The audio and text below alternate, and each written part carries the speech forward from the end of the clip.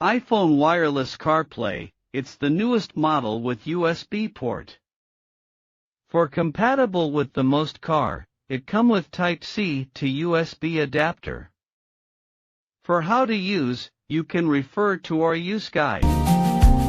Just plug to your car and turn on the phone's Bluetooth and Wi-Fi.